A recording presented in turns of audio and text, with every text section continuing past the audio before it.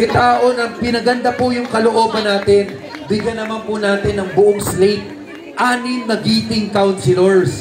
Huwag na po tayong, ito lang naman itong term na to, pagbigyan na po natin si Mayor Vico. Maasahan po ba natin yan? Straight giting. Yung 6 na konsihal. Walang iiwan sa 6 ha? 6 ha? At Vice Mayor Dodot. At syempre po, yung pinakamahalaga, yung talagang nagsakripisyo para sa ating lahat. Kasi nakikita po natin ngayon yung bunga Pero sa totoo, bilyon ang pinag-uusapan. Nakita natin, I'm sure may lumapit kay Mayor Vico na sinabi, Vico, wala namang makakalaman, pagbigyan mo na kami. Pero nakita nyo naman, yung prinsipyo ni Vico, dire-diretso talaga. Para sa bawat Pasigueño, para sa lungsod ng Pasig. Kaya sigurado ko naman, Mayor Vico Soto tayo. Dahil po dyan, magpapasalamat po ako sa inyo. Magandang gabi, Barangay Bambang. Mabuhay po ang lungsod ng Pasig. Muling iboto ang number 1 sa balota, Congressman Roman Romulo. Barangay Bambang, ang mahusay na mayor. Barangay Bambang. May energy pa ba tayo? Yung mga nandito sa gilid, gising na gising pa ba tayo? Kasi kung si Vico pa rin. Yung mga nandun sa dulo, naririnig niyo po ba kami? Sa mga kasama natin sa upper box. Uy. Baby. Yung mga nakaupo. May lakas pa ba tayo? Pawis na ba tayo? Maraming salamat po sa inyo. Maraming salamat po. Thank you. Nakakatakot po yung mga wallpaper ng cellphone ninyo. Ano? Ay, ate. Maraming salamat po. Ay, Chel, nasa lower box. Maraming salamat po Nay, ate, nakita ko yung wallpaper kasi na sa cellphone. Nakakatakot Alam nyo, suggestion ko po sa inyo, kung gusto nyo mas magandang gising nyo sa umaga, gawin yung Conchal Volta, yung wallpaper ng cellphone ninyo. Suggestion lang po, huwag pong masamahin. Suggestion ko lang naman po yan sa inyo. Grabe ang pagtanggap ninyo sa giting ng Pasig. Maraming salamat po sa inyo.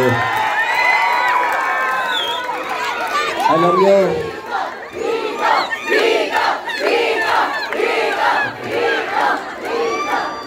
nyo, habang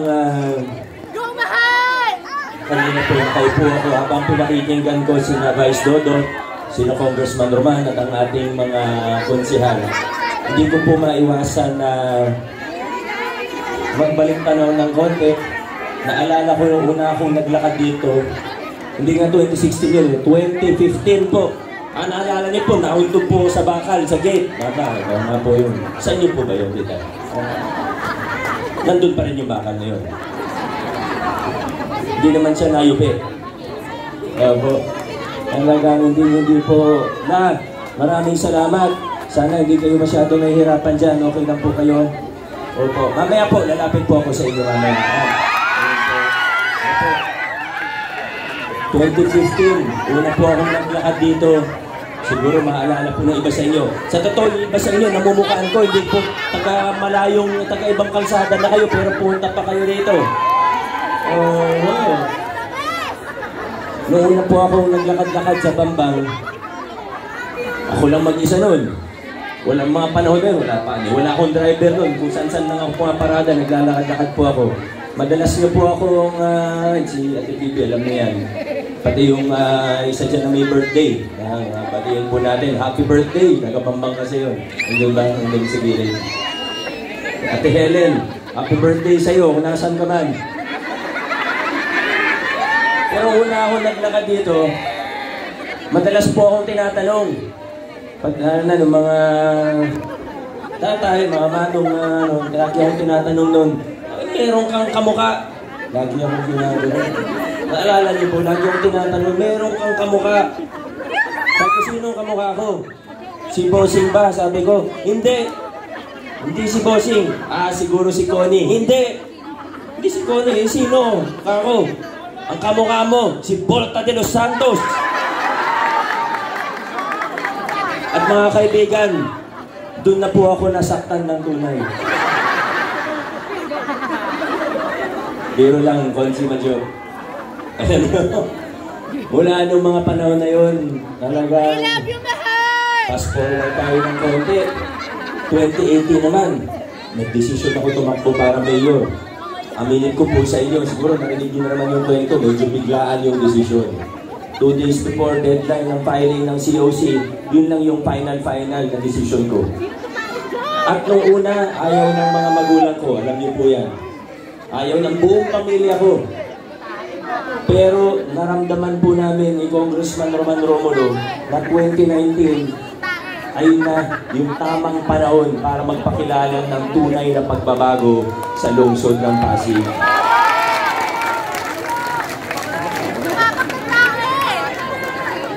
Nagwagi tayo noong 2019 dahil sa sigaw ng mamamayan ng iba naman.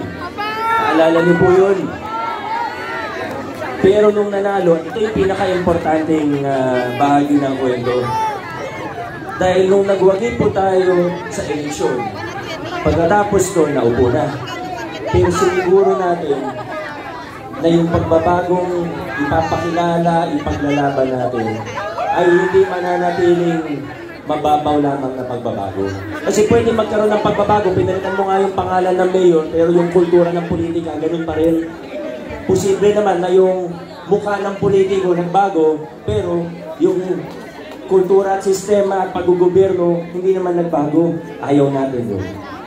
Siniguro natin na yung pagbabagong gagawin natin sa lungsod ng Pasig ay tunay, malalim at pangmatagalan.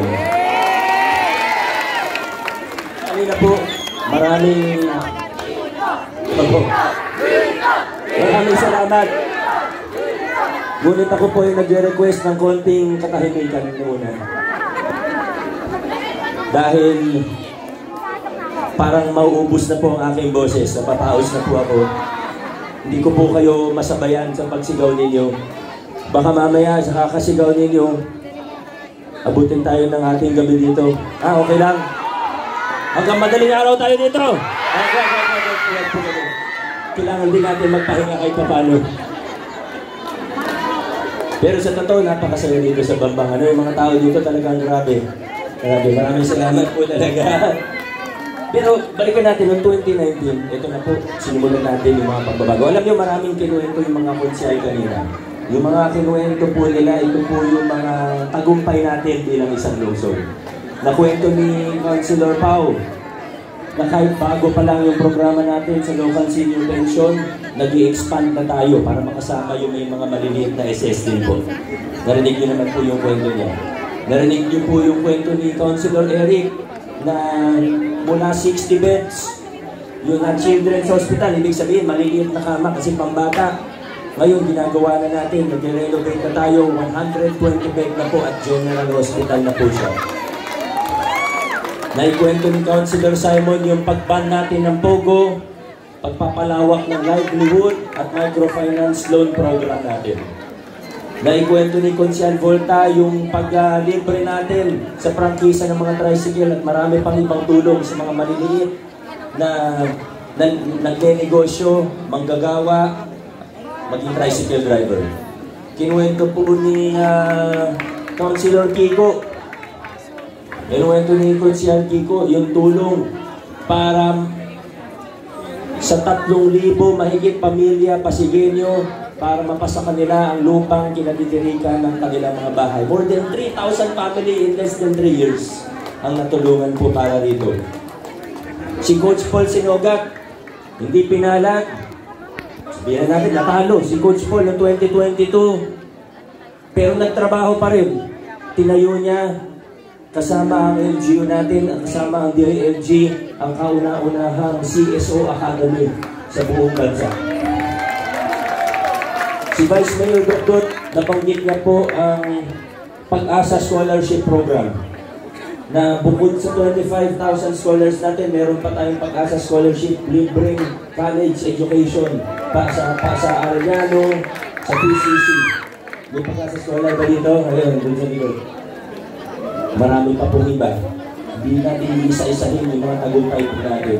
Siyempre, nandiyan din po yung paglilinis natin ng ating pamahalaan. Pagtataguyod natin ang prinsipyo ng mabuting paggogobyerno. Pagbubukas ng pamahalaan para alam natin kung saan eksakto na pupunta yung pondo natin hanggang sa huling sentimo. Marami pa pong iba.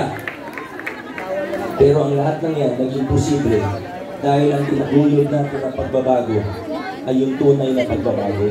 At alam niyo po, sa lahat ng tagumpay na nabanggit kanina, sa lahat ng bagong programa, sa lahat ng lumang proyekto na pinalawak, sa paglilinis natin ng ating pamahalaan, sa mga programa, proyekto ng ating pamahalaan, ng ating gobyerno.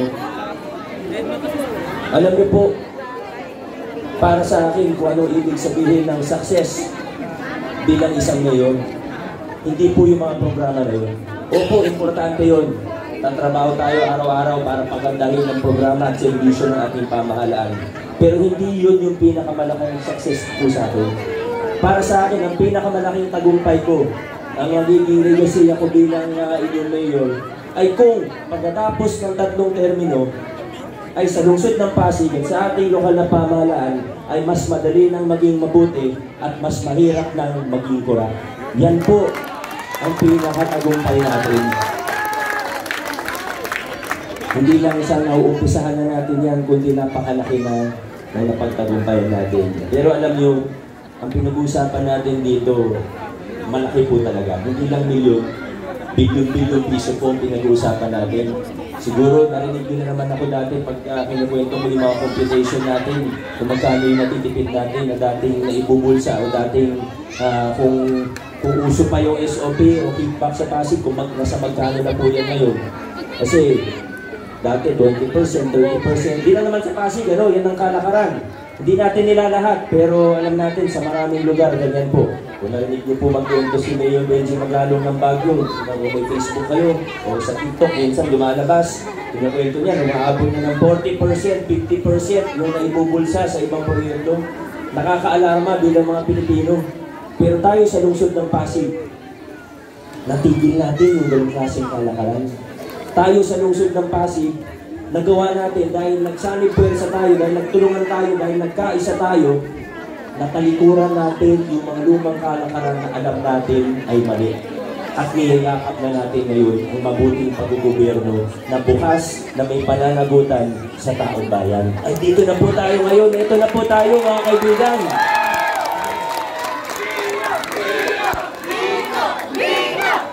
Kunting katahimikan lang din. Sana mga kaibigan, sana dire-diretso po tayo. Sana dire-diretso po tayo. Straight, diting ng Pasig po tayo.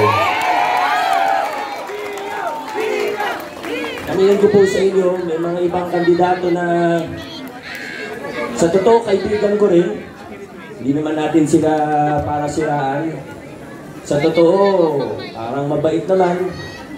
Pero ang hirap po kasi na magkaroon ng isang team, isang konseho na hindi lahat kapareho natin ng prinsipyo, na hindi lahat kadireksyon natin, na hindi lahat naniniwala dun sa gusto natin gawin na tapat, malinis, maayos na pamamahala. May iba mabait naman sa totoo kaibigan natin. Pero baka masyado nang nasanay din sa lumang kalakaran. Alam nyo, pakunti, sa totoo pakunti na po yung bilang ng mga gustong bumalik dun sa lumang kalakaran. Yan naman ang katotohanan. Pero may iilan pa rin po.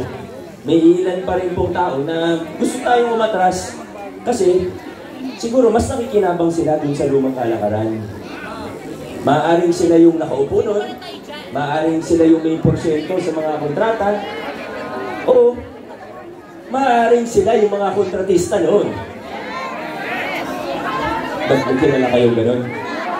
Wala tayong binabanggit na spesifiko pero ito yung katotohanan Kailangan natin, kung gusto nating umunlad bilang isang lungsod, bilang isang bayan, kailangan harapin natin ang katotohanan.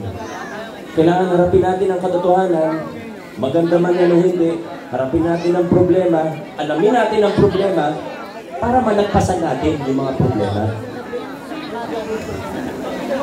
Tingnan po natin, pag kaya yung iba handang-handang gumastos ng hindi lang milyon, kundi bilyong-bilyong piso para sa posisyon. Anong tingin nilang meron sa posisyon? Anong tingin nilang meron sa City Hall para gumastos ng bilyon? Kami sa Giting ng Pasig, hindi po kami mahihiyang sabihin sa inyo na kapag kampanya, kapag eleksyon, hindi kami gumagastos ng malaki. Mga rally namin, mga meeting namin, hindi magarbo. Kasi, pag nanalo, wala din kaming babawiin. Kung anong meron sa loob ng anong laman ng kaban ng bayan, ibabalik ng buong buo sa tao, walang kulang, walang bawas. Hindi bawi na papunta sa bulsa, ang bawi natin papunta sa serbisyo. Ngayon po, hindi na tayo, nagbubunga na yung mga pinaglaban natin. Sana po, dire-diretso tayo sa lungsod ng Pasig. Opo, Vice Mayor natin ngayon, alam niyo sa congressman kasi, alam ko kasi na kahit hindi ko banggitin, talagang baka 99.999%. Alam naman po natin kung paano magtrabaho ang ating congressman. Congressman Roman Romulo. Sa Vice Mayor, alam ko po na karamihan sa atin nakita rin kung paano siya magtrabaho. Pero aminin natin, ang totoo rin po, ang City Council kasi minsan hindi naman alam ng lahat ng tao kung ano talaga ginagawa ng sanggunian. Minsan, iba yung expectation natin. Kasi sinanay tayo sa medyo iba eh. Sinanay tayo sa ibang style. Sinanay tayo sa... Hindi naman yun yung trabaho ng kunsyan, ng Vice Mayor, pero yun yung ginagawa. Yung totoong trabaho, ayon sa batas, hindi ginagawa. Di ba nasanay tayo, parang nagulo tayo, narito tayo bilang mga mamamayan. Kaya minsan, hindi natin na ay, yan pala talaga yung trabaho. Ang galing niya pala sa trabaho na yan. Ang Vice Mayor po, ang pangunahing trabaho, ay bilang tagapangasiwa o presiding officer ng City Council. Ang dami ko na pong nakitang presiding officer. Nung hindi pa ako mayor, nag-iikot po ako sa iba-ibang LGU. Nanonood po ako ng mga session. Sa Metro Manila, siguro mga 5 na attendant ko. Sa probinsya, nakapag-attend na rin po ako. Pero ito, masasabi ko, hindi dahil kakampi ko siya, pero dahil buong puso ako naniniwala, nakita ko sa sarili kong mata. Sa lahat ng napanood kong presiding officer ng City Council, wala pa akong nakitang kasing galing ng ating Vice Mayor, Dodot Joloski. At napaka-professional pa. Alam niyo ba, tinaasan niya yung, tinaas niya yung antas ng City Council natin. Napaka-professional. Pag-session, 10 AM. 9:59, nandun na siya. Hindi na-relate. Hindi absent, hindi na-relate. At syempre, yung mga konsyal po natin. Pagit ko na po sila, yung mga accomplishment nila, narinig nyo naman po. Kami sa Giting ng Pasig, tayo sa Giting ng Pasig, hindi tayo mangangako ng langit at lupa para lang sa boto. Katotohanan lang po pag-usapan natin. Ba, ang dali naman po, laway na ang puhunan, pwede ko ipangako ang langit at lupa sa iyo, pero hindi natin gagawin yun. Narinig nyo po yung accomplishment, narinig nyo po yung track record, narinig nyo po kung ano yung mga ginawa natin itong nakaraang mga 3 taon. Okay na po yun, hindi na po kami mangangako. Magkatrabaho pa rin kami, pero hindi na tayo mangangako. Basta, kung kayang gawin, nakitang posible, nakitang magandang gawin, wala nang pangako, gagawin na lang po natin. Kaya sana ngayong 2025, sama-sama pa rin po tayo. Mula Congressman, Vice Mayor, 6 na kunsya ng Distrito 1, ano ba? Ay, syempre yung mayor kasama rin po. Huwag po kami mo ganun. Tayo sa lungsod ng Pasig, hindi tayo liligo, hindi tayo kakaliwat kanan. Mas lalong hindi tayo U-turn pabalik sa mga lumang kalakaran. Dire-diretso po tayo. Maraming salamat, Bambang. Maraming salamat. Pasig City, God bless you po. Muling iboto ang number 4 sa balota, Mayor Pico Soto. Vote straight po tayo. Muling iboto ang number 4 sa balota, Councilor Volta de Santos. Muling iboto ang number 6 sa balota, Councilor Eric Gonzalez.